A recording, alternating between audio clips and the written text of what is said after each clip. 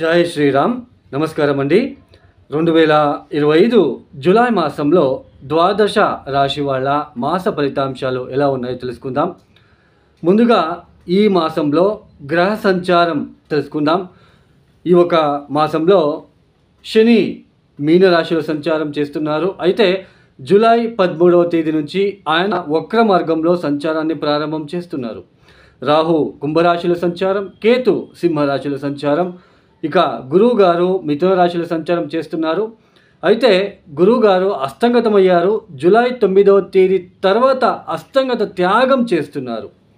ఇక శుక్రుడు వృషభంలో సంచారం, బుధుడు కర్కాటక రాశిలో సంచారం. అయితే బుధుడు కూడా ఈ మాసంలో రెండో వారం తర్వాత ఆయన వక్రించి సంచారాన్ని ప్రారంభం చేస్తున్నారు.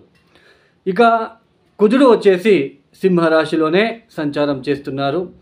ఇక సూర్యుడు జూలై 16వ తేదీ వరకు మాత్రమే మిథున రాశిలో సంచారం, తదుపరి కర్కాటక రాశిలో సంచారం చేస్తున్నారు. ఈ ఏదైతే గ్రహ సంచారం ఉందో ఈ గ్రహ సంచారం అనేది ప్రాపంచిక విషయంలో అంతగా బాగోలేదండి.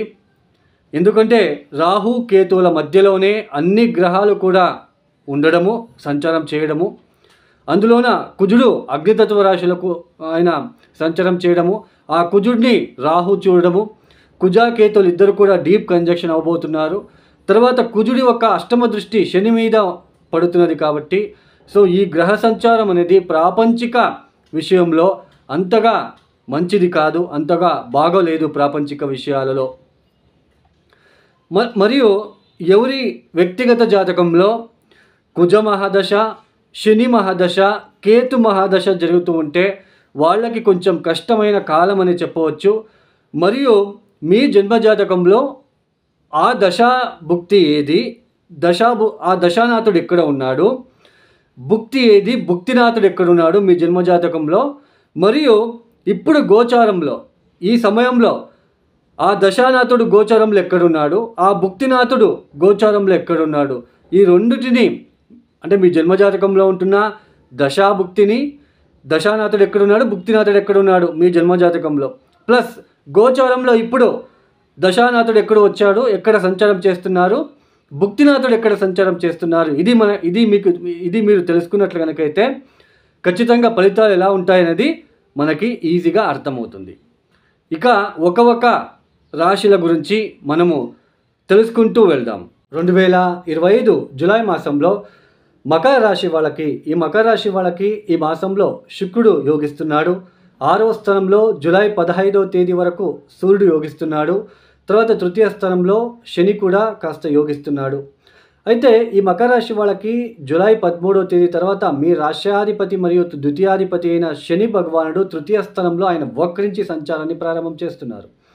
తృతీయ స్థానం అంటే ఏంటి? ఆత్మస్థైర్యము, స్థైర్యము, ధైర్యము, మన నైబర్స్తో ఎలా ఉంటాం, మనం ఎలా రాస్తాము, తర్వాత మన సోదరులతో ఎలా ఉంటాం మనము, లేదా మన జాతకంలోనే మన సోదరులు, మనకి అక్క చెల్లెలు ఉంటే వాళ్ళ జీవితాలు ఎలా ఉంటాయి, ఇవన్నీ కూడా తృతీయ స్థానం నుంచి మనం చూసుకోవచ్చు. తర్వాత కమ్యూనికేషన్ ఎలా ఉండబోతుంది, తర్వాత మీడియా రంగంలో మనము ఫేమస్ అవుతున్నామా, చాలామంది యూట్యూబర్స్ మీకు తెలిసే ఉంటుంది, పెద్ద యూట్యూబర్స్, వీళ్ళందరూ కూడా తృతీయ స్థానం బాగుంటేనే వాళ్ళు ఇంత పెద్ద యూట్యూబర్స్ అయ్యి ఉండే ఆస్కారాలు ఉంటాయి. మెయిన్ తృతీయ స్థానం చాలా ఇంపార్టెంట్. అలాంటి శని యోగించే ప్లేసుల్లో ఒకటైన తృతీయ స్థానంలో శని సంచారం అనేది మంచిదే. పైగా ఈ జూన్ మాసం అంతా కూడా మనకి ఈ ఒక కుజుడు సింహరాశిలో కూర్చొని ఈ ఒక అష్టమ దృష్టితో శనిని చూస్తున్నాడు. సో ఇవన్నీ కూడా డిస్టర్బెన్సెస్ మీరు ఫేస్ చేస్తూ ఉంటారు అన్ని ఒక విషయాల్లో. తర్వాత తృతీయ స్థానం అంటే చిన్న జర్నీస్, లాంగ్ డిస్టెన్స్ కాకుండా చిన్న జర్నీస్ తృతీయ స్థానం నుంచి చూస్తాం. అలాంటి ఒక మీ జన్మరాశికి అధిపతి అయిన ద్వితీయాధిపతి అయిన శనిని కుజుడు చూడడం అనేది అంత బాగా ఉండదు. పైగా ఈ సమయంలో జూలై 13వ తేదీ తర్వాత ఆయన వక్రించబోతున్నారు. సవ్యంగా వెళ్ళేటప్పుడు ఆల్రెడీ శని అంటేనే స్లో మూవింగ్ ప్లానెట్, తర్వాత రిస్ట్రిక్షన్ ప్లానెట్, కర్మకారకుడు. నిదానంగా మనకి ఫలితాలు ఇచ్చే గ్రహం శనిగ్రహం కనుక బాగుంటే స్టెప్ బై ఎదుక్కుంటూ ఒక పొలిటీషియన్ అవ్వడము, కాంట్రాక్టర్స్ అవ్వడము, ఇలాంటివన్నీ ఉంటాయి. ఆటంకాలు ఇచ్చి ఆయన పైకి తీసుకుపోతాడు బాగుంటే మన జాతకంలో. బాగా లేకపోతే ఆటంకాలు ఇవ్వడు, ఏముండడు, అక్కడే పెట్టేస్తాడు. సో అది అండి. సో ఇలాంటి శనిగ్రహము ఇప్పుడు జూలై 13వ తేదీ తర్వాత వక్రించి సంచారం ఏదైతే ఉందో, ఏదో తెలియని కమ్యూనికేషన్ పరంగా, లేదా సోదరులతో పరంగా, లేదా ప్రయాణాల విషయంలో ఏదో తెలియని ఒక స్ట్రెస్ ఏర్పడుతూ ఉంటుంది. ఈ సమయంలో కమ్యూనికేషన్ ఎక్కువ సార్లు మీరు కమ్యూనికేషన్ చేయాలి. అంటే 1కి 2 సార్లు. ఎందుకంటే శని వక్రించాడు కాబట్టి. ఫర్ ఎగ్జాంపుల్ టీచర్స్, మీరు చెప్పిందే చెప్పాలి. మీ స్టూడెంట్స్కి 2-3 సార్లు చెప్పినా అర్థం అవ్వదు. ఎన్నిసార్లు చెప్పాలిరా నీకు, అంత క్లియర్గా చెప్తున్నాను కదా, ఇంకా ఎన్నిసార్లు చెప్పాలి అన్నట్టుగా మీరు చెప్పిందే చెప్పాలి. అంటే కమ్యూనికేషన్ పరంగా ఎగైన్ అండ్ ఎగైన్ మీరు ఎక్కువ కమ్యూనికేషన్ చేయాలి వాళ్ళతో. అలాంటి సిచ్యుయేషన్. ప్రయాణాల్లో ఎక్కువ డిస్టర్బెన్సెస్, ఒక స్ట్రెస్ ఏర్పడుతూ ఉంటుంది బికాజ్ ఆఫ్ వక్రించిన శని వలన. తృతీయ స్థానం అంటే చిన్న చిన్న ప్రయాణాలు. ఆబ్వియస్లీ మీరు ఎక్కడైనా మీరు ఉండే ఇంటి నుంచి మీ ఆఫీస్ 20 కిలోమీటర్స్ ఉంటుంది. ఈ సమయంలో మొత్తం శని వక్రించి ఏదైతే సంచారం చేస్తున్నారో, ఇక మీద ఈ ఆఫీస్కి వెళ్ళే క్రమంలో చాలా స్ట్రెస్ ఫేస్ చేస్తూ ఉంటారు. ఈ సమయంలో సడన్గా కిందకి పడడము, లేదా ఎక్కువ డిస్టర్బెన్సెస్ ఫేస్ చేయడము, ఎక్కువ వెహికల్స్ ఉండడము, వాటిని అన్నీ దాటుకుంటూ వెళ్ళాల్సిన ప్రమేయము.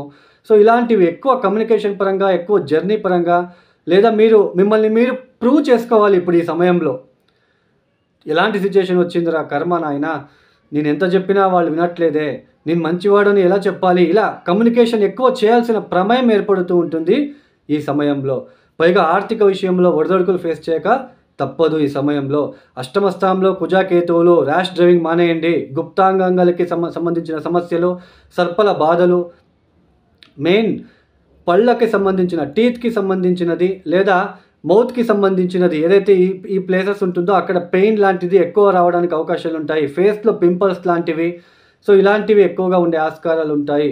తర్వాత శారీరక సౌఖ్యం మీకు ఉండదు ఈ సమయంలో. శారీరకంగా సౌఖ్యం అంటే ఏంటి? మంచి మంచి భోజనాలు, మంచిగా పడుకోవడము, ఇవన్నీ తక్కువ అయిపోతూ ఉంటాయి. ఆలోచనలు పెరుగుతూ ఉంటాయి ఈ సమయంలో. పైగా 6వ స్థానంలో గురువుగారి సంచారం, ఎక్కువ డబ్బులు ఖర్చు అవుతూ ఉంటాయి.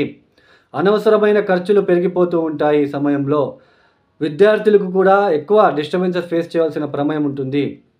ఇలా నెగిటివిటీ అన్నీ ఒక ఎత్తు అయితే, పంచమాధిపతి అయిన శుక్రుడు పంచమ స్థానంలో సంచారం అనేది, పంచమ స్థానం అంటే ప్రేమ, ఆప్యాయత, ఒక రికగ్నైజేషన్, క్రియేటివ్ థాట్స్, బుద్ధి బలము.